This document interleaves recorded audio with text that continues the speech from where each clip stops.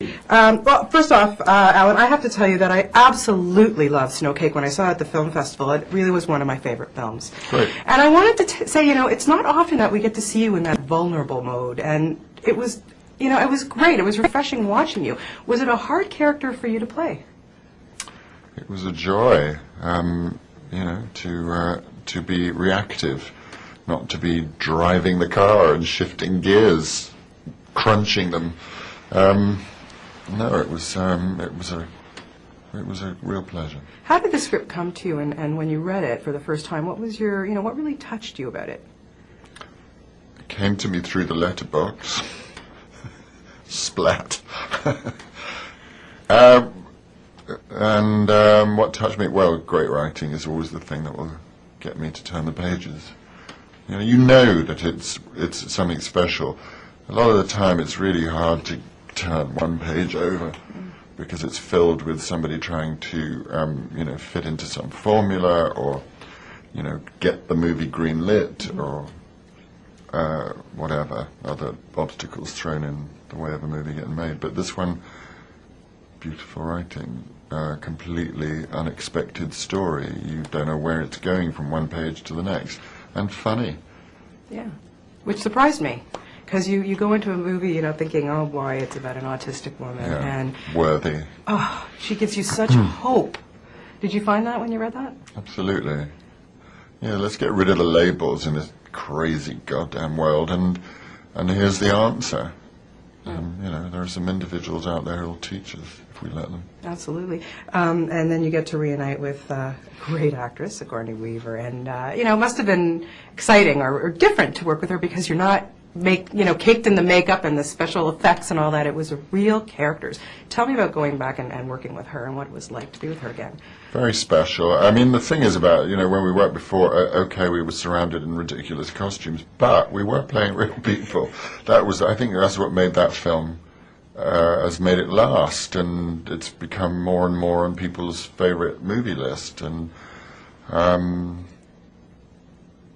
with that one, the director did exactly what, in effect, Mark did.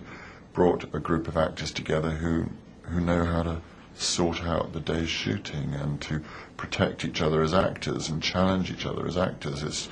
It's again, not a formula. And Sigourney's done so much work in the theatre and trained. As you have. Those old-fashioned things. So she knows what a rehearsal's for and can structure a day's work and also do the homework. She did all of that. Did anything really surprise you about her with this particular performance? It's not that it surprised me about her because I knew she's incredibly free on the set, so you never quite know from one take to the next what's going to be going on. Although with this, she had so many ground rules about her own behaviour. There are things that Linda can and can't and will and won't do just to get through the day. If your life means you've got a chart on the wall to remind you how to get from 10 a.m. to 11 a.m., that's different.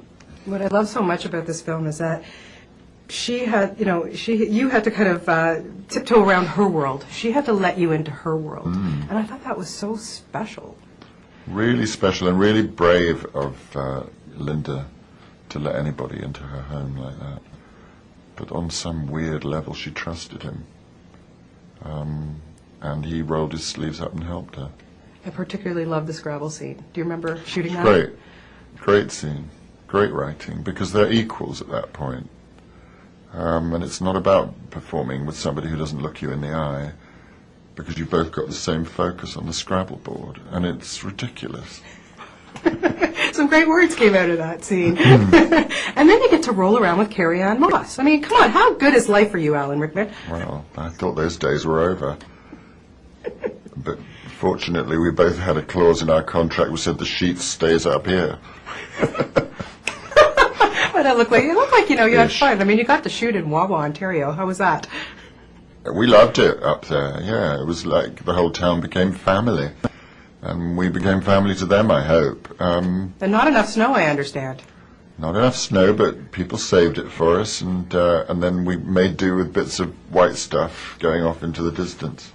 You've been a busy guy. I just recently saw Perfume and had the opportunity to talk to Ben Whishaw, who is just, as much as I think this movie just creeped the hell out of me, he is so fantastic. I mean, everybody in this movie is great. What are your opinions on Ben? Good up, I think a little up-and-comer there we've got.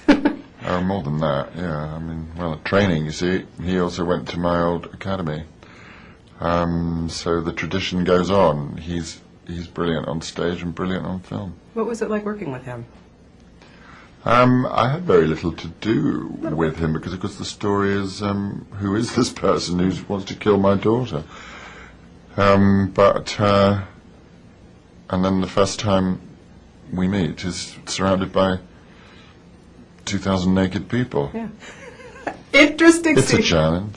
And also, we're going to see you in Nobel Sun. Now, that's one intrigues me because that sounds like you had some fun with that one as well. I did. That's a terrific piece of work. Yeah, good fun. And fake teeth. I had fake teeth. I got on the plane with no character, but fake teeth. I thought, if all else fails, prosthetics will give you a performance.